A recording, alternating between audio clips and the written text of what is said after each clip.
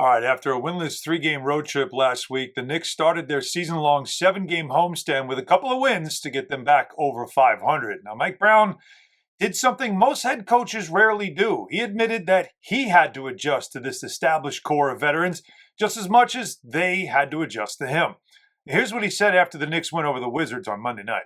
Again, start with me. I said this last game, I got to put the guys in a better, I got to help try to put these guys in a better position, whether it's on the floor or whatever, or rotation-wise. But I didn't quite have as good a feel because guys have been out and we're trying to play this guy and that guy.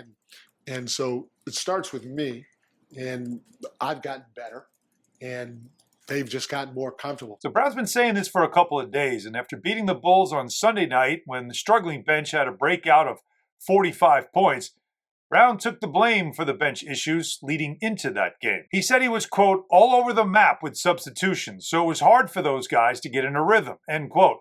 He also added, I have to do a better job. Two players in particular that Brown clearly had to adjust to the most were Josh Hart and Karl-Anthony Towns. Now, Hart earned Defensive Player of the Game honors in the locker room after the win over Washington, and Brown clearly learned that what the high-energy veteran brings isn't always quantified in the box score. It also may not be seen in practice as much as you see it in game minutes. Well, those of us in New York who have watched Josh Hart, we know what that's about.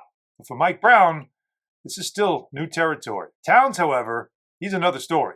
Right before the season started, remember, he sounded like he wasn't thrilled with the changes that Brown wanted to make to how Towns is used in the offense. Here's what he said.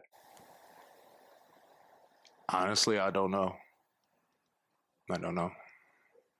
But we figuring it out. I said, but honestly, I just don't know.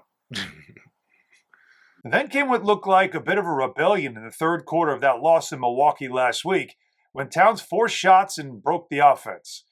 And after that game, Brown was critical of him. And Towns also admitted he needed to be better. Over the last 2 games, Towns is back to being a dominant force. It included a 33-point, 13-rebound masterclass of 3-point shooting and powerful dunks against young Wizards center Alex Sarr.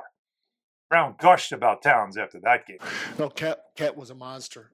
He was a monster on the glass. He was really good defensively. He was a monster inside, outside. He's starting to feel and find his rhythm in what we're trying to do. And but I'm telling you, there's still a lot of room there to grow. So there's room to grow and finding his rhythm. That's what I talked to Towns about after the game. You said before the season started, you were like a work in progress, that you were still figuring some things out. Have you figured some things out the last couple of games? We're all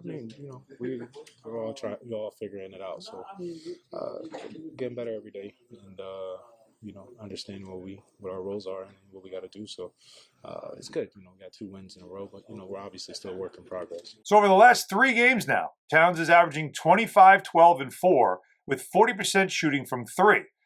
Seems like there's been some progress. So what do you think about how Brown is adjusting to the Knicks core? Let me know in the comments. And if you haven't already, hit subscribe so you don't miss any of these video recaps. Thanks for watching. We'll see you next time.